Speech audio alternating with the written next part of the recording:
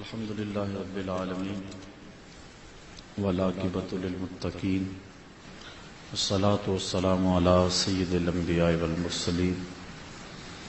قال الله تعالى وتبارك وتعالى في القرآن المجيد والفرقان الحميد. بسم الله الرحمن الرحيم. يا أيها الذين آمنوا بالله ورسوله صدق الله مولانا العظيم وصدق رسولهم نبي الكريم الرؤوف الرحيم. اللهم نور قلوبنا بالقرآن وزين أخلاقنا بالقرآن وادخلنا الجنة بالقرآن ونجنا من النار بالقرآن. قال الله تعالى وتبارك في شان حبيبه مخبرا وآمرا إن الله وملائكته يصلون على النبي يا أيها الذين آمنوا صلوا عليه وسلموا تسليما. الصلاة والسلام عليك يا وعلى آلك وأصحابك يا محبوب رب العالمين. الصلاة والسلام عليك يا رسول الله وعلى آلك وأصحابك يا حبيب الله. الصلاة والسلام عليك يا رسول الله وعلى آلك وأصحابك يا نبی الرحمہ.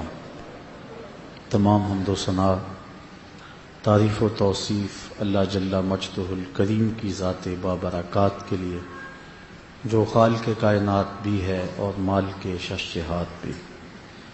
اللہ جل وعلا کی حمد و ثنا کے بعد حضور نبی اکرم شفیع امم رسول محتشم نبی مکرم اللہ کے پیارے امت کے سہارے رب کے محبوب دانائے غیوب مالک رقاب امم فخر عرب و عجم والی کون و مکان سیاہ لا مکان سید انس و جاں سرور لالا رقاں نیر تاباں سر نشین مہوشاں ماہ خوباں شہنشاہ حسینہ تتمہ دوراں سر خیل زہرہ جمالاں جلوہ صبح ازل نور ذات لم یزل باعث تکوین عالم فخر آدم و بنی آدم نیر بطحا رازدار ما اوہا شاہد ما طغا صاحب علم نشرہ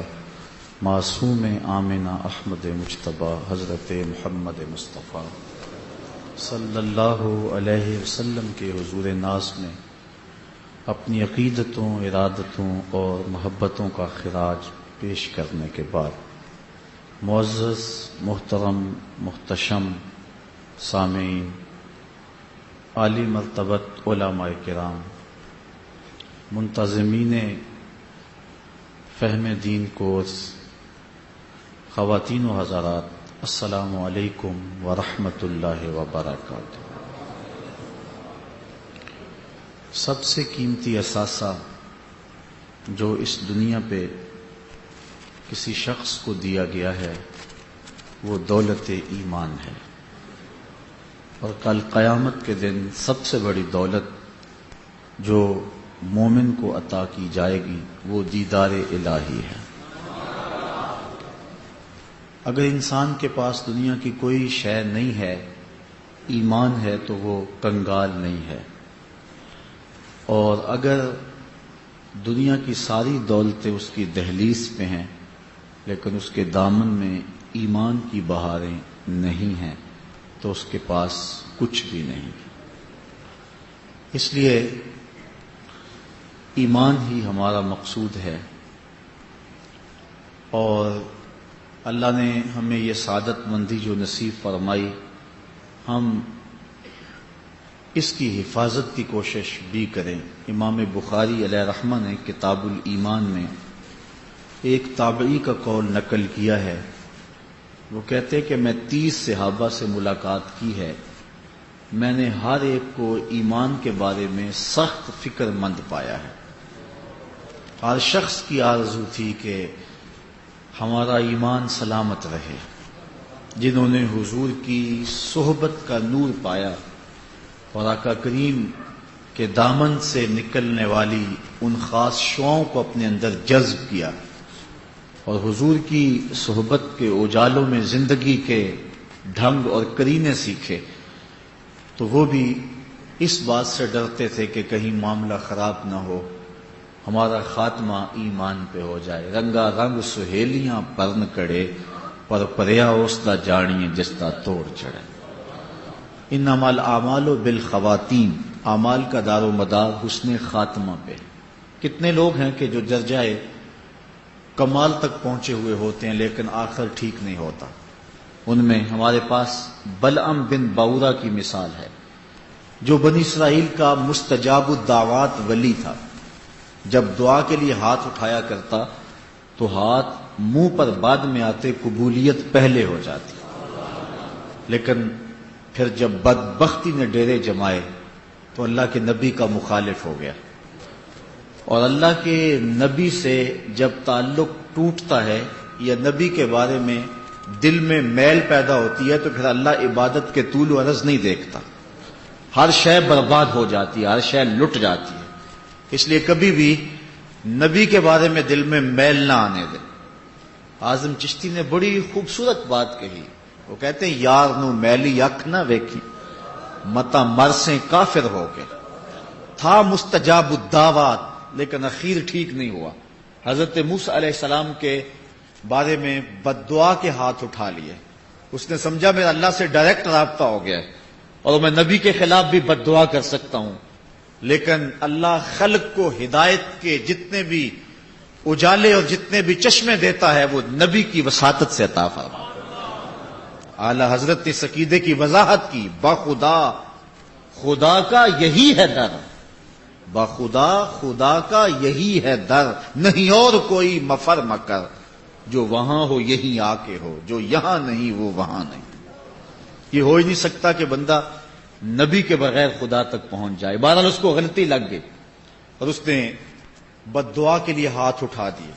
قرآن کے دامن میں واقعہ موجود ہے، پھر زبان لٹک گئی اور اسی شخص کے بارے میں میرے رب نے کہا مثلہ کمثل الکلب، اس کی مثال کتے کی مثال ہے۔ تھا مستجاب الدعوات ولی لیکن آخر خراب ہو گیا۔ اسی لیے میاں صاحب علیہ رحمہ فرماتے ہیں پڑھنے اتے مان کرینا تے نہ آکھی میں پڑھیا، او جبار کہار صداوے متا روڑ دیوے دودھ کڑیا۔ جتنی دیر تک آخری سانس ایمان پر نہیں آ جاتی اتنی دیر تک دھڑکا لگا رہے، ڈر لگا رہے، اللہ خیر کرنا، اللہ کرم فرمانا، میرا خاتمہ ایمان پہ کرنا۔ اور یہ اہل ایمان کو سب سے بڑی فکر ہونی چاہیے۔ اللہ اکبر۔ اللہ تعالی ہم سب کو ایمان کی بہاریں نصیب فرمائی ہیں، اللہ ان کی حفاظت بھی فرمائے، اور جب سانس ٹوٹے تو اس وقت شہادتین لبوں پہ۔ اب ایمان کیا ہے، اسلام کسے کہتے ہیں، اس پر میں آپ کے سامنے حدیث جبریل پیش کرنا چاہ رہا ہوں، جس کو حضرت امام مسلم نے اپنی روایت سے بیان فرمایا ہے۔ حضرت عمر رضی اللہ تعالی عنہ اس حدیث کے راوی ہیں۔ حضرت عمر بن خطاب رضی اللہ تعالی عنہ کہانی سنا رہے ہیں، خوبصورت کہانی، دل نشین اور دل آویز داستان۔ کہتے ہیں کالا بینما نحن عند رسول اللہ صلی اللہ علیہ وسلم ذات یوم، ہم ایک دن حضور علیہ السلام کی خدمت میں بیٹھے ہوئے تھے، حضور کی صحبت کا شرف پا رہے تھے، اجالے بٹ رہے تھے، انوار اتر رہے تھے، کرم کی برکھا نازل ہو رہی تھی، اور ہماری آنکھیں تھی حضور کا حسن تھا، حضور کا جلوہ تھا۔ ہم حضور کی مجلس میں بیٹھے ہوتے تھے، تو ایک دن ایسا تھا کہ حضور کی مجلس میں ہم بیٹھے تھے، اطلع علینا رجل، فرماتے ہیں کہ ہم جب بیٹھے ہوئے تھے تو ایک شخص آیا، اس کی حالت کیا تھی، شدید و بیاض الثیاب، اس کے سفید کپڑے تھے، شدید سفید، جس کو ہم اپنی زبان میں کہتے ہیں چٹے سفید، اس کے سفید کپڑے تھے، شدید و سواد الشعر، اور سیاہ کالے بال تھے، سخت کالے بال تھے، لا یرا علیہ اثر السفر، لیکن اس پر سفر کے آثار بھی دکھائی نہیں دے رہے تھے، کیونکہ وہ بندہ سفر سے آیا ہو تو پتہ چلتا ہے کہ اس کے لباس میں سلوٹیں ہوتی ہیں، تو وہ اپنی حیت قضائیہ سے مسافر نہیں لگ رہا تھا۔ اگر مسافر نہیں تھا تو پھر مدینے کا رہنے والا تھا، مدینے کی آبادی بہت ساری نہیں تھی، سارے لوگ ایک دوسرے کو جانتے تھے. اگر وہ مدینے والا تھا، مدینے کا باسی تھا، تو پھر صحابہ کو جاننا چاہیے کہ یہ شخص کون ہے. لیکن کہتے ہیں ولا یعرفہ منا احد، ہم میں سے کوئی اسے پہچانتا بھی نہیں تھا، مسافر لگتا نہیں تھا، مقامی تھا نہیں. حتی جلس الی النبی صلی اللہ علیہ وسلم، یہاں تک کہ وہ حضور کے پاس آ کے بیٹھ گیا. فاسند رکبتیہ الی رکبتیہ، اللہ اکبر. تو اس نے اپنے گھٹنے جو ہیں وہ حضور کے گھٹنوں کے قریب کر کے جوڑ کے بیٹھ گیا. اتنا قریب ہوا کہ اس کے گھٹنے حضور کے گھٹنوں سے جڑ گئے، اتنی قربت ہوئی. پھر آگے اس نے کیا کیا؟ وَوَضَعَ كَفَّيْهِ عَلَىٰ فَخِذَيْهِ، اور اپنے ہاتھ اپنے رانوں پہ رکھے، جس طرح ہم تشہد میں بیٹھتے ہیں، اس طرح ادب سے حضور کے سامنے بیٹھ گیا. وَقَالَ يَا محمد صلی اللہ علیہ وسلم اخبرنی عن الاسلام، اور پوچھتا ہے کہ حضور مجھے اسلام کے بارے میں خبر دیجئے کہ اسلام کیا ہے. تو حضور نے ارشاد فرمایا قال الاسلام ان تشهد اللہ الہ الا اللہ وان محمدا رسول اللہ. اسلام یہ ہے کہ تو گواہی دے کہ اللہ کے علاوہ کوئی معبود نہیں ہے اور محمد صلی اللہ علیہ وسلم اللہ کے رسول ہیں. وتقیم الصلاۃ، اور نماز قائم کرے. وتؤتی الزکوٰۃ، اور زکوٰۃ ادا کرے. وتصوم رمضان، اور رمضان کے روزے رکھے. وتحج البیت ان استطعت الیہ سبیلا، اور اگر تو منزل پر پہنچنے کی طاقت رکھتا ہے، راستے کا زاد راہ تیرے پاس ہے، تو پھر تو حج کرے. قال صدقت، کہنے لگا آپ نے بالکل سچ کہا. فعجبنا له یسألہ ویصدقہ، صحابہ کہتے ہم حیران ہو گئے کہ خود ہی سوال کرتا ہے اور خود ہی تصدیق کرتا ہے.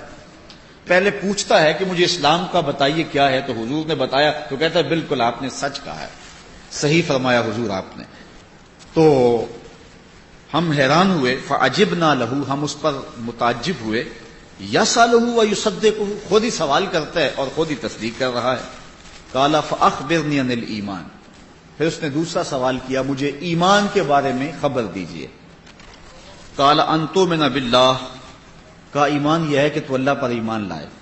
وملائکتہ، اور اس کے فرشتوں پر ایمان لائے. وکتبہ ورسلہ، اس کی کتابوں اور اس کے رسولوں پر ایمان لائے. والیوم الآخر، اور پچھلے دن پر، قیامت کے دن پر ایمان لائے. وتؤمن بالقدر خیرہ وشرہ، اور اچھی بری تقدیر پر ایمان لائے. قال صدقت، کہنے لگا کہ آپ نے سچ کہا، ٹھیک ہے یہی ایمان ہے.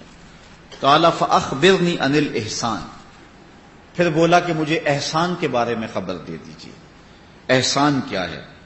قال ان تعبد اللہ کأنک تراہ، کہ تو اللہ کی عبادت اس طرح کرے کہ گویا اسے دیکھ رہا ہے، یہ تیری کیفیت ہو. حضرت مولا کائنات رضی اللہ تعالی عنہ سے ایک قول نہج البلاغہ میں موجود ہے. آپ سے کسی نے پوچھا اے علی، جس رب کو پوچھتے ہو کبھی اس کو دیکھا بھی ہے؟ تو حضرت مولا کائنات رضی اللہ تعالیٰ عنہ فرمانے لگے لم اعبد ربا لم اراہ، کبھی کی بات کیا کرتے ہو، علی تو سجدے سے ساری نہیں اٹھاتا جب تک اسے دیکھ نہیں لیتا. اس سے مراد رویت قلبی ہے، لیکن حضرت مولا کائنات کو یہ رویت حاصل تھی. امام اعظم علیہ رحمہ نے 99 مرتبہ اور ایک روایت میں 100 مرتبہ جو ہے وہ اللہ تعالیٰ کا دیدار فرمایا ہے، قلبی دیدار. رویت عینی تو اس کائنات میں سوائے حضور کے کسی اور کو نہیں ہوئی ہے. رویت قلبی ممکن ہے اور وہ اہل اللہ کو نصیب رہی ہے. تو حضور فرمایا ان تعبد، اللہ اکبر، کہ احسان یہ ہے، تصوف یہ ہے، طریقت یہ ہے، خلوص یہ ہے. ان تعبد اللہ، کہ تو عبادت کرے اللہ کی، کأنک تراہ، گویا کہ تو اسے دیکھ رہا ہے. فإن لم تکن تراہ، اگر یہ پوزیشن نہیں ہے تیری، یہ طاقت نہیں ہے کہ تو اس کو دیکھ سکے، فإنہ یراک، تو یہ احساس پیدا کر لے کہ وہ تجھے دیکھ رہا ہے. اور یہ احساس بھی کون سا چھوٹا احساس ہے کہ میرا مالک مجھے دیکھ رہا ہے. اگر یہ احساس پیدا ہو جائے تو پھر گناہ مشکل کیا ناممکن بن جاتا ہے. رمضان کے دنوں میں یہ احساس پیدا ہوتا ہے، انسان ٹھنڈا پانی پینے لگتا ہے، زبان کانٹا بنی ہے، حلق خشک ہے، کوئی دیکھنے والا بھی نہیں ہے، دروازہ بھی مقفل ہے، لیکن بندہ نہیں پیتا. کیوں؟ اللہ دیکھ رہا ہے. یہ احساس کہ میرا اللہ مجھے دیکھ رہا ہے انسان کو گناہ سے بچا دیتا ہے. 7ویں کوٹری میں بھی انسان گناہ کرنے سے جو ہے وہ گریز کرتا ہے، یہ احساس کر کے کہ میرا اللہ مجھے دیکھ رہا ہے.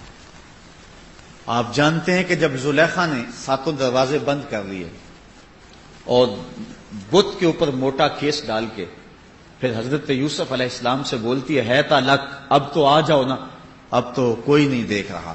حضرت یوسف علیہ السلام بولے کالا معاذ اللہ، تو 7ویں کوٹڑی میں لوگوں کی نظروں سے چھپ گئی اور اپنے جھوٹے خدا پر یہ پردہ ڈال کر اس کی نگاہوں سے چھپ گئی، اور وہ دیکھتا بھی کب ہے، لیکن میرا خدا تو 7ویں کوٹڑی میں بھی دیکھ رہا. پھر اتنی روشنیاں برسی، گناہ کیا، گناہ کا تصور بھی محال ہو گیا. تو یہ احساس بندے کے اندر پیدا ہو جائے کہ میرا اللہ مجھے دیکھ رہا ہے. تو صرف رمضان میں ہی نہیں کہ کھانے پینے کے وقت رک جائے کہ اللہ دیکھ رہا ہے، جب وہ رشوت لینے لگے تو پھر اس کو خیال آتا میرا اللہ دیکھ رہا ہے. نظر بھٹکنے لگے، خیال بہکنے لگے، سوچ آوارہ ہونے لگے تو وہ خیال کرتا میرا اللہ مجھے دیکھ رہا ہے. تو کہا یہ احساس پیدا کرتے. قال فاخبرنی عن الساعہ، پھر کہنے لگا مجھے قیامت کے بارے میں ارشاد فرمائیے، خبر دیجیے. قال مل مسئول عنہا بعالم من السائل، کہا جس سے پوچھا جا رہا ہے اس امر میں وہ سائل سے زیادہ نہیں جانتا ہے. چونکہ حضور نے اس سوال کا جواب نہیں دینا تھا. لازمی نہیں ہے کہ جو سوال کوئی پوچھے اس کا جواب بھی دے دیا جائے، چونکہ یہ امر مخفی رکھا گیا ہے. تو حضور نے فرمایا یہ تو بھی جانتا ہے، جو جتنا مجھے پتا ہے اتنا تو تجھے بھی پتا ہے، اس لیے یہ سوال نہ کر. کیونکہ لوگوں کے سامنے یہ سوال بیان کرنے کی ضرورت نہیں تھی. اس نے بحث نہیں کی اور کہا کہ اچھا اس کی کچھ نشانیاں بتلا دیجیے. فاخبرنی عن اماراتها، اس کی نشانیاں بتا دیجیے.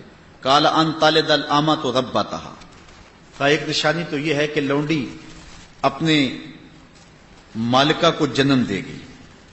وان ترى الحفاة العراة العالة رعاء الشاة یتطاولون فی البنیان، اور دوسری بات یہ ہے کہ ننگے پاؤں والے، ننگے بدن والے، کنگال اور بکریاں چرانے والے مکان بنانے میں ایک دوسرے سے جو ہیں وہ فخر و مباحات کرتے ہوئے مکان کی بنیادیں ایک دوسرے سے اونچا لے جانے کی کوشش کریں گے. یتطاولون فی البنیان، وہ ایک دوسرے سے اونچے اونچے گھر بنائیں گے. ایک نے بنایا دوسرے نے اس سے اونچا بنایا. یہ قرب قیامت کی نشانی ہے. اللہ قال ثم ان طلق، حضرت عمر کہتے ہیں کہ پھر وہ شخص چلا گیا. فلبثت ملیا، ہم کافی دیر حضور کے پاس بیٹھے رہے، کچھ عرصہ گزرا. قال یا عمر اتدری من السائل، کہا عمر جانتے ہو یہ سوال کرنے والا کون تھا؟ قلت اللہ ورسولہ عالم، عرض کی اللہ اس کا رسول خوب جانتا. صحابہ کو اندازہ ہوتا بھی تو پھر بھی یہی کہتے، بلکہ یقین بھی ہوتا تو پھر بھی یہی کہتے. تو فرمایا عمر جانتے ہو من السائل، سائل کون ہے؟ قلت اللہ ورسولہ عالم، کہتے میں نے کہا اللہ اس کا رسول جانتا ہے. قال فإنہ جبرائیل، کہا یہ جبریل امین تھے. اتاکم یعلمکم دینکم، جو تمہیں تمہارا دین سکھانے کے لیے آئے تھے. اچھا جبریل نے جو دین سکھایا اس میں پہلی بات یہ تھی جب حضور کے سامنے آؤ تو ادب سے 2 زانو ہو کے بیٹھ جاؤ. یہ انہوں نے طریقہ سکھایا، ادب سے حضور کی چوکھٹ پہ آؤ اور سیکھنا چاہتے ہو تو 2 زانو ہو کے بیٹھو حضور کی خدمت میں. تو اب ایمان، اسلام اور احسان کی خبر ہوئی. حضرت ابن عمر رضی اللہ تعالیٰ عنہ سے ایک روایت ہے، اس میں بھی 5 چیزوں کا ذکر کیا گیا ہے. یہ حضرت عمر سے ہے اور یہ ان کے بیٹے حضرت ابن عمر رضی اللہ تعالیٰ عنہ سے. فقیہ صحابی. بنی الاسلام علی 5 شہادت اللہ الہ الا اللہ وان محمدا عبدہ ورسولہ واقام الصلاۃ وایتاء الزکوٰۃ والحج وصوم رمضان. اسلام کی بنیاد 5 چیزوں پہ ہے. اس گواہی پہ کہ اللہ کے علاوہ کوئی معبود نہیں اور حضور اس کے بندے اور رسول ہیں، اور دوسرا نماز قائم کرنا، تیسرا زکوٰۃ دینا، چوتھا حج کرنا اور 5واں رمضان کے روزے رکھنا. انسان جب اسلام کے دامن میں آ جاتا ہے تو پھر احکام اسلام کے جو اس کے اوپر لازم ہو جاتے ہیں، لیکن پچھلے کفر کے سارے جتنے گناہ ہیں وہ اسلام سے دھل جاتے ہیں، پاک ہو جاتے ہیں. ما قبل کے گناہوں کا کفارہ اسلام. اس پر ایک روایت دیکھیے جس کو امام مسلم نے اپنی سند کے ساتھ روایت کیا ہے یہ حضرت عمرو بن عاص رضی اللہ تعالی عنہ سے ہے۔ اللہ نے جب ان کے سینے میں اسلام کی چمک و روشنی پیدا کی اور اسلام کی حقانیت کو ان کے دل نے قبول کرنا چاہا تو پھر وہ حضور کی خدمت میں آ گئے۔ کتنے خوش نصیب لوگ تھے کہ جب ان کا جی چاہتا تو حضور کی خدمت میں حاضر ہو جایا کرتے تھے۔ تو کہتے ہیں میں حضور کی خدمت میں حاضر ہوا، اتیت النبی صلی اللہ علیہ وسلم، میں حضور کی خدمت میں حاضر ہوا، فقلت ابسط یمینک فلابایعک، عرض کی حضور ذرا اپنا دایاں ہاتھ بڑھائیں نا، میں آپ کے ہاتھ پہ بیعت کرنا چاہتا ہوں، میں اسلام کی بیعت آپ کے ہاتھ پہ کرنا چاہتا ہوں۔ فبسط یمینہ، تو حضور نے اپنا دست راست، اپنا دایاں ہاتھ آگے فرمایا۔ جب آگے کیا تو حضرت عمرو بن عاص رضی اللہ تعالیٰ عنہ فرماتے ہیں فقبضت یدی، میں نے اپنا ہاتھ پیچھے کھینچ لیا، میں نے اپنا ہاتھ جو ہے وہ پیچھے کھینچ لیا۔ قال مالک یا عمر، عمر کیا ہوا تمہیں؟ مجھے تم نے کہا کہ ہاتھ بڑھاؤ، میں بیعت کرنا چاہتا ہوں، میں نے ہاتھ بڑھایا تو تم نے اپنا ہاتھ پیچھے کھینچ لیا، کیا ہوا تمہیں؟ مالک، کیا ہوا؟ قلت، میں نے کہا اردت ان اشترط، میں چاہتا ہوں کہ میں کوئی شرط لگا لوں، کسی شرط پہ بیعت کرنا چاہتا ہوں۔ قال تشترط ماذا، لگا کیا شرط لگاتا ہے، لگا کیا شرط لگاتا ہے؟ قلت، تو کہتے ہیں میں نے کہا ان یغفر لی، میری شرط یہ ہے کہ پھر میری بخشش ہو جائے، مجھے بخش دیا جائے۔ قال، حضور علیہ السلام نے فرمایا اما علمت یا عمر ان الاسلام یہدم ما کان قبلہ، تجھے اس بات کا پتہ نہیں کہ اسلام تو ما قبل کے سارے گناہوں کو معاف کر دیتا ہے؟ جب کوئی بندہ مسلمان ہو جاتا ہے تو پھر سارے گناہ ختم ہو جاتے ہیں۔ وَإِنَّ الْهِجْرَةَ تَهْدِمُ مَا كَانَ قَبْلَهَا، اور ہجرت ما قبل کے سارے گناہوں سے معافی کا سبب ہے۔ وَإِنَّ الْحَجَّ تَهْدِمُ مَا كَانَ قَبْلَهُ، اور تیسری بات حضور نے فرمائی کہ حج ما قبل کے سارے گناہوں کا کفارہ ہے۔ تو پھر کہتے میں نے حضور کے ہاتھ میں ہاتھ دیا۔ یہ محبت والے لوگ تھے نا، وہ ایک بزرگ ہوتے تھے پرانے دور میں، تو پرانے دور کے اندر ہمارے جو بزرگ تھے، لوگ تھے، وہ بڑے فنون کے ماہر بھی ہوا کرتے تھے، تو وہ ہاتھ پکڑنے کے، یہ جو ہے وہ بینی پکڑنے کے بڑے ماہر تھے وہ بزرگ، اور جس کا ہاتھ پکڑ لیتے کوئی چھڑا نہیں سکتا تھا، تو بڑے بڑے مقابلے بھی ہوتے تھے۔ ایک کمزور سا آدمی، اس نے کہا لو میرا بازو پکڑے نا، میں پھر چھڑا کے دکھاتا ہوں۔ بس وہ لوگ اکٹھے ہو گئے، کھاڑا لگ گیا۔ وہ کمزور سا آدمی پہچاننے والا تھا اس اللہ والے کو، جب مجمع لگ گیا تو انہوں نے اپنا ہاتھ دیا۔ سارے کہتے ہیں کہ اس کی موت آئی ہوئی ہے، یہ کمزور سا آدمی یہ کیسے؟ بعض نے کہا ہو سکتا ہے کوئی فن ہو اس کے پاس، لیکن جب اس نے اپنا ہاتھ دیا نا بزرگوں کے ہاتھ میں، انہوں نے پکڑا، کہا زور سے پکڑو، زور سے پکڑ لیا، اور وہ زور نہیں لگا رہا چھڑانے کے لیے۔ کہا چھڑاؤ نا، کہا اتنے لوگ گواہ ہیں، میرا وہ ہاتھ پکڑ لیا ہے نا، قیامت کے دن بھی نہیں چھوڑنا ہے تم نے، اب اس کی لاج رکھنی ہے تم نے۔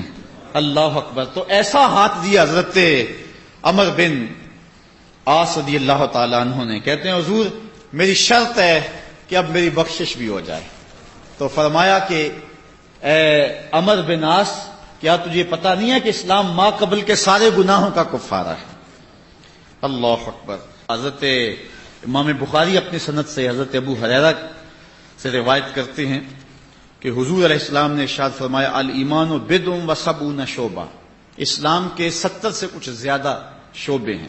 فافضلها لا الہ الا اللہ، افضل ترین شعبہ لا الہ الا اللہ ہے۔ وادناها اماطۃ الاذى عن الطریق، اور کم سے کم مرتبہ یہ ہے، سب سے نیچے والا شعبہ یہ ہے کہ کوئی گری پڑی چیز راستے سے اٹھا کر راستے کو صاف کر دینا۔ والحیاء شعبۃ من الایمان، اور حیا ایمان کے شعبوں میں سے ایک شعبہ ہے۔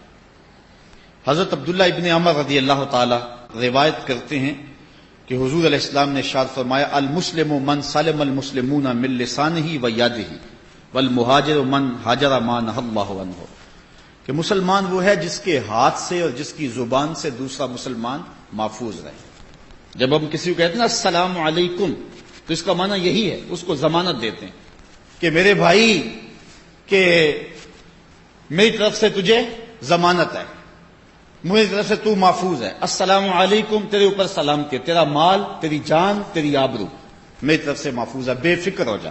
اور وہ بھی جواب سے کیا کہتا ہے؟ السلام علیکم کے جواب میں وعلیکم السلام، اگر تو مجھے امن کی ضمانت دیتا ہے تو میں بھی کہتا ہوں وعلیکم السلام، میری طرف سے تجھے بھی کچھ خطرہ نہیں ہوگا۔ یہ تھی اسلام کی روح۔ اور آج کیا ایک بندہ مسافہ کرتا ہے، ساتھ ہی بم بلاسٹ کر دیتا ہے، کہتا ہے السلام علیکم اور ساتھ ہی بم بلاسٹ کر دیتا ہے۔ یہ دین کہاں سے آیا؟ جو 14 صدیاں قبل آمنہ کے لال نے دین دیا تھا وہ یہ دین نہیں تھا، وہ یہ دین ہے جب کوئی کہے السلام علیکم تو پھر امن کی ضمانت دے، یہ نہیں اوپر سے سلام ہونے سے جڑیں کاٹ دے۔ تو کہا مسلمان وہ ہے جس کے ہاتھ سے اور جس کی زبان سے دوسرے مسلمان محفوظ رہیں، اور مہاجر وہ ہے جو اللہ کی حرام کردہ چیزوں سے ہجرت کر جائے۔ حضرت انس رضی اللہ تعالی عنہ سے مروی ایک روایت سنیے، اور یقیناً یہ روایت سنتے ہی آپ کو ٹھنڈ پڑ جائے گی، اور یہ روایت آپ پہلی بار نہیں سنیں گے، آپ میں سے ہر شخص نے سینکڑوں بار سنی ہوگی۔ فرماتے ہیں کہ حضور نے ارشاد فرمایا لا یؤمن احدکم حتی اکون احب الیہ من والدہ وولدہ والناس اجمعین، اتنی دیر تک کوئی شخص مومن نہیں ہو سکتا جب تک اپنی اولاد، اپنے والدین اور پوری کائنات کے ہر شخص سے زیادہ میرے سے پیار نہ کرنے لگ جائے۔ اس کو کتاب الایمان کے اندر حدیث کو بیان کیا گیا ہے، یعنی ایمان یہ ہے کہ حضور سے پیار ہو، اور اگر حضور سے پیار نہیں ہے تو ایمان نہیں ہے۔ ایمان محبت رسول کا نام ہے۔ ایک شخص حضور کی خدمت میں حاضر ہوتا ہے، روایت آپ نے علماء سے بارہا سنی ہوگی، عرض کرتا ہے متی الساعہ، حضور قیامت کب آئے گی؟ کہا ما عادت لہا، تو نے اس کے لیے تیاری کیا کی ہے؟ تو اس نے عرض کی حضور میں اللہ اور اس کے رسول سے پیار کرتا ہوں، اللہ اور اس کے رسول سے پیار کرتا ہوں۔ تو حضور نے فرمایا المرء ما من احب، آدمی جس کے ساتھ پیار کرتا ہے اس کے ساتھ ہی اٹھایا جائے گا۔ تو صحابہ کہتے ہیں ایمان لانے کے بعد سب سے بڑی خوشی اگر ہمیں زندگی میں ہوئی تھی تو اس حدیث کو سننے سے ہوئی تھی کہ بندہ جس کے ساتھ پیار کرتا ہے کل قیامت کے دن اس کے ساتھ اٹھایا جائے گا۔ صحابہ چونکہ پیار حضور کے ساتھ کرتے تھے، انہیں یہ چاہ چڑھ گئے کہ آج بھی حضور کے قدموں میں رہتے ہیں، کل بھی حضور کے قدموں میں زندگی نصیب ہو جائے۔ حضرت ابو امامہ البہلی رضی اللہ تعالیٰ عنہ روایت کرتے ہیں کہ ایک شخص نے حضور کی خدمت میں عرض کیا مل ایمان، حضور ایمان کیا ہے؟ قال اذا سرت کا حسناتوں کا وساعت سیئاتوں کا فانتا مومن، جب تجھے نیکی کرنے سے خوشی ملے اور برائی کرنے سے تکلیف پہنچے تو مومن ہے۔ یہ علامت بیان فرمائی حضور نے، اگر تجھے خوشی ملے نا نیکی کرنے پر، اچھائی کرنے پہ خوشی ملے تو سمجھ تو مومن ہے، اور برائی اگر ہو جائے تو تو پریشان ہو جائے۔ جس طرح کہ روایت میں آتا ہے کہ بندہ مومن اور بندہ منافق میں فرق یہ ہے کہ بندہ مومن جب گناہ کرتا ہے تو یوں محسوس کرتا ہے جس طرح پہاڑ کے نیچے آ گیا، ابھی گر جائے گا، کچل دے گا اسے، جلدی جلدی تلافی کرتا ہے توبہ سے۔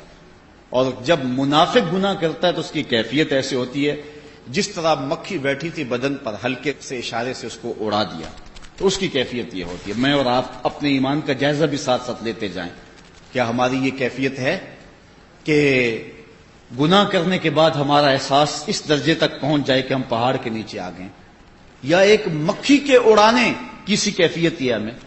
اور گناہ یہ نہیں ہے کسی کو قتل کرے، کسی کا دل دکھائیں تو یہ بھی گناہ ہے، نماز ترک کرنا بھی گناہ ہے، نظر کا بھٹکنا بھی گناہ ہے، خیال کا بہکنا بھی گناہ ہے، فضول لفظ زبان سے نکالنا بھی گناہ ہے۔ اس لیے ہم گناہ جب کر لیں تو کیا ہماری یہ کیفیت ہوتی ہے کہ ہم پہاڑ کے نیچے آ گئے ہیں؟ اور اگر یہ کیفیت نہیں ہوتی تو ہمیں سوچنا چاہیے اور اپنے ایمان کی مضبوطی کا سامان کرنا چاہیے، اور ہم ساتھ ساتھ جو سنا اس کا جائزہ لیتے چلے جائیں۔ حضور کی محبت اگر اس درجہ پہ ہے کہ ہمیں ہر شے سے زیادہ حضور محبوب ہیں، حضور علیہ السلام کا پیار سب سے فائق ہے اور بڑا ہوا ہے، تو پھر مبارک ہو۔ اور اگر یہ کیفیت نہیں ہے، ایک طرف رسول اللہ کا فرمان آئے اور ایک طرف ہماری برادری آ جائے، اس وقت امتحان ہوتا ہے کہ ہم کدھر کھڑے ہیں۔ شادی بیاہ کا موقع ہے، میں نے حاجی نمازی بھی دیکھے ہیں، وہ کہتے ہیں جی منڈے ہی نہیں مانتے، ان منڈوں کے منہ پہ تھپڑ نہیں مارا جا رہا، ایک طرف رسول اللہ کا فرمان ہے، ایک طرف منڈے نہیں مانتے۔ پتہ تو اسی موقع پہ چلنا ہے کہ تیرا وزن کس پلڑے میں جاتا ہے۔ اتنی دیر تک انسان جو ہے وہ کامل مومن نہیں ہو سکتا جب تک ہر شے سے زیادہ حضور پیارے نہ ہو جائیں، حضور ہر شے سے زیادہ محبوب نہ ہو جائیں۔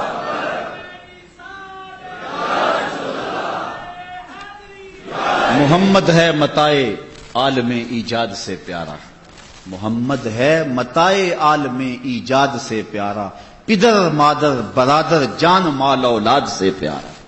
محمد کی غلامی دین حق کی شرط اول ہے، اسی میں ہو اگر خامی تو سب کچھ نامکمل ہے۔ حضور سے اپنی محبت کا رشتہ جوڑیں اور مضبوط تر رشتہ کریں۔ محبت کے ایک الگ تقاضے ہیں، بہرحال وہ مضمون ایک لمبا ہو جائے گا، ان تقاضوں کو بھی سمجھیں اور حضور کے ساتھ اپنے پیار کے رب کو مضبوط کر لیں۔ جو حضور تک نہیں پہنچا وہ خدا تک نہیں پہنچا ہے۔ تو فرمایا کہ جب تجھے نیکی خوشی دے اور برائی سے جو ہے تجھے تکلیف پہنچے تو تو مومن ہے۔ قیل یا رسول اللہ فما الاسم، عرض کی حضور گناہ کیا ہے؟ قال اذا حاک فی نفسک شیء فداہ، فرمایا جب تیرے سینے میں کوئی چیز کھٹکے تو پھر اس کو چھوڑ دے۔ جب تیرے سینے میں کوئی چیز کھٹکے، چبن پیدا ہو یہ چیز ٹھیک نہیں ہے تو پھر اس کو چھوڑ دے۔ اور ایک حدیث میں ہے کہ حضور فرمایا کہ حلال بھی واضح ہے، حرام بھی واضح ہے، اور اس کے درمیان کچھ شبے والی چیزیں ہیں، جو شبے والی چیزوں میں پڑ گیا وہ حرام میں ہی پڑ گیا۔ اپنی حفاظت کریں۔ صحابہ فرماتے ہیں کہ بعض اوقات ہم اشتباہ کی وجہ سے جائز کام کو بھی چھوڑ دیا کرتے تھے کہ اس میں خرابی نہ آ جائے، اس لیے اپنی حفاظت کریں۔ اب آئیے ایک اس عنوان سے آخری روایت آپ کے سامنے رکھ کے ہم دعا کی طرف بڑھیں گے۔ حضور علیہ السلام کی زبان سے دی گئی خوشخبری، حضرت انس روایت کرتے ہیں، وہ کہتے ہیں کہ حضرت معاذ بن جبل رضی اللہ تعالی عنہ حضور کے پیچھے بیٹھے ہوئے تھے، ردیف تھے حضور کے سواری پر۔ چلتے چلتے حضور نے فرمایا یا معاذ، اے معاذ، قال لبیک یا رسول اللہ وسعدیک، کہا حضور میں حاضر، غلام حاضر۔ یہ لبیک یا رسول اللہ کا جو لفظ ہے یہ کثرت کے ساتھ صحابہ سے منقول ہے، جب بھی حضور پکارتے تو وہ لبیک یا رسول اللہ کہتے ہوئے جو ہے وہ حضور کی خدمت میں حاضر ہو جاتے۔ تو کہا لبیک یا رسول اللہ وسعدیک، حضور میں حاضر۔ حضور علیہ السلام نے کوئی گفتگو نہیں فرمائی، تھوڑی دیر آگے گئے تو پھر فرمایا یا معاذ، اے معاذ، قال لبیک یا رسول اللہ وسعدیک، حضور میں حاضر، کیا حکم ہے ارشاد فرمائیے۔ حضور پھر خاموش ہو گئے۔ تھوڑے قدم سواری چلی تو حضور نے پھر فرمایا یا معاذ، امڑتے ہوئے پیار کی کہانیاں تو دیکھیں، کوئی یوں بھی پیار کیا کرتا ہے، محبت کے یوں اسلوب بھی ہوا کرتے ہیں۔ پھر کہا یا معاذ، معاذ، کہا لبیک یا رسول اللہ وسعدیک، حضور میں نوکر حاضر ہوں، ارشاد فرمائیے۔ قال ما من احد یشہد اللہ الہ الا اللہ وان محمدا رسول اللہ صدقا من قلبہ الا حرمہ اللہ من النار۔ حضور نے فرمایا کہ جو شخص صدق دل سے، سچے دل سے لا الہ الا اللہ محمد رسول اللہ پڑھ لیتا ہے، اللہ تعالیٰ اس کے اوپر دوزخ کی آتش کو حرام کر دیتا ہے۔ قال یا رسول اللہ، حضرت معاذ بن جبل نے عرض کی یا رسول اللہ افلا اخبر بہ الناس، کیا میں یہ بات لوگوں کو نہ بتا دوں؟ یہ بات جو ہے وہ میں زمانے کو بتا نہ دوں تو وہ خوش ہو جائیں گے، اتنی بڑی خوشخبری جب ملے گی تو وہ خوش ہو جائیں گے، تو یہ بات میں لوگوں کو نہ بتا دوں۔ کالا اذا یتکلوا، وہ اسی پہ بھروسہ کر لیں گے۔ تو حضرت سیدنا معاذ بن جبل نے پھر ساری زندگی یہ حدیث بیان نہیں کی۔ جب آخری وقت آیا تو اس وقت کہا لوگوں میرے پاس ایک امانت ہے اور میں چاہتا ہوں کہ وہ تمہیں بیان کر ہی جاؤں۔ تو پھر انہوں نے آخری موقع کے اوپر فاخبر بها معاذ عن موتہ تعصما، گناہ کے ڈر سے کہ حضور کی کوئی بات چھپانی نہیں چاہیے، تو انہوں نے جو ہے اس حدیث کو بیان کر دیا کہ جس نے سچے دل سے لا الہ الا اللہ پڑھ لیا وہ جنت میں جائے گا۔ یہاں اللہ حضرت کو سنیے، وہ کہتے ہیں پیش حق مجدہ شفاعت کا سناتے جائیں گے، پیش حق مجدہ شفاعت کا سناتے جائیں گے، آپ روتے جائیں گے ہم کو ہنساتے جائیں گے۔ وسعتیں دی ہیں خدا نے دامن محبوب کو، جرم کھلتے جائیں گے اور وہ چھپاتے جائیں گے۔ حضور فرمایا شفاعتی لأہل الکبائر من امتی، میں قیامت کے دن بڑے بڑے گناہ گاروں کی سفارش کر کے انہیں جنت میں لے جاؤں گا۔ کیسی کرم نوازیاں برسیں گی اس دن، حضور کے صدقے سے سب کچھ ہوگا، اللہ ان کے صدقے سے کرم دوبالا ہوگا۔ وہ کسی نے یہ شعر پڑھا نا کہ وہ اپنا مقدمہ کیسے ہار سکتا ہے جس کے حضور وکیل ہوں، تو میں نے اس کو ٹوک دیا، میں نے کہا یار وکیل نہ کہو، وکیل بمانا ایڈوکیٹ، کیونکہ بات مقدمے کی چل رہی ہے، وکیل بمانا نگہبان، یہ تو درست ہے، لیکن یہاں تم وکیل بمانا ایڈوکیٹ کر رہے ہو تو یہ درست نہیں ہے۔ کیوں؟ اس لیے کہ جو وکیل ہوتا ہے وہ جج کو کہتا ہے کہ میرے موکل نے یہ جرم نہیں کیا، لہذا چھوڑ دو، اگر جرم ثابت ہو تو سزا پکی ہے۔ جو وکیل ہے وہ اپنے موکل کے بارے میں جج کو کہتا ہے کہ میرے موکل نے یہ جرم نہیں کیا، لہذا چھوڑا جائے، اور جو شفیع ہوتا ہے وہ کہتا ہے سب کچھ کیا ہے، میرا آنا دیکھا جائے۔ حضور قیامت کے دن وکالت نہیں فرمائیں گے، شفاعت فرمائیں گے، جدھر جدھر ہاتھ اٹھتے چلے جائیں گے بخشش ہوتی چلی جائے گی۔ حضور فرمایا میرے اللہ نے مجھے دو چیزوں میں ایک کو اختیار کرنے کا اختیار دیا، یا تو اللہ نے کہا محبوب آدھی امت کا حساب لے لیں گے، آدھی کو یوں ہی معاف کر دیں گے، یا پھر حق شفاعت لے لو۔ حضور فرماتے ہیں میں نے شفاعت کا حق لیا ہے۔ آپ سمجھ تو گئے ہوں گے کہ حضور نے شفاعت کا حق کیوں لیا ہے، اسی لیے کہ حضور شفاعت کر کے ساری امت کو بخشوانا چاہتے ہیں۔ ماہ سیام کے حسین لمحے ہیں، اور یہ 5 دن اللہ نے ہمیں نصیب فرمائے، اور یہ خوبصورت دن تھے، اور 5 دنوں حضور کے کرم اور حضور کے فضل اور اللہ کی رحمتوں کے اجالے یہاں پھیلتے رہے۔ 2 دن شدید بارش کے باوجود بھی میں خوش ہوا کہ لوگ محبت کے ساتھ تشریف لاتے رہے۔ آج دعا کا دن ہے، اور اللہ کے حضور ہم نے اپنے گناہوں کی معافی بھی مانگنی ہے، اور اس وطن عزیز کے لیے بالخصوص ہم نے دعا مانگنی ہے۔ دعا مانگیں تو پورے یقین سے مانگیں۔ علماء کہتے ہیں دعا ہر صورت قبول ہوتی ہے، لیکن صورت قبولیت کی 4 ہیں، یا تو بندہ جو مانگتا ہے وہی مل جاتا ہے، یا ایسے ہوتا ہے جو مانگتا ہے وہ نہیں ملتا، بلکہ انسان کو اس کے بدلے میں کچھ اور دے دیا جاتا ہے۔ بندے نے کچھ مانگا لیکن اس کے بدلے میں وہ اس کے لیے مناسب نہیں تھا اور دے دیا گیا۔ یا پھر ایسا ہوتا ہے کہ جو مانگتا ہے فی الفور نہیں دیا جاتا، کچھ وقت کے بعد ملتا ہے، اور یا پھر ایسا ہوتا ہے کہ جو مانگتا ہے وہ بھی نہیں ملتا، اس کے بدلے میں بھی کچھ نہیں دیا جاتا، لیکن اس کے بدلے میں آنے والی کوئی مصیبت ہے جو اللہ ٹال دیتا ہے۔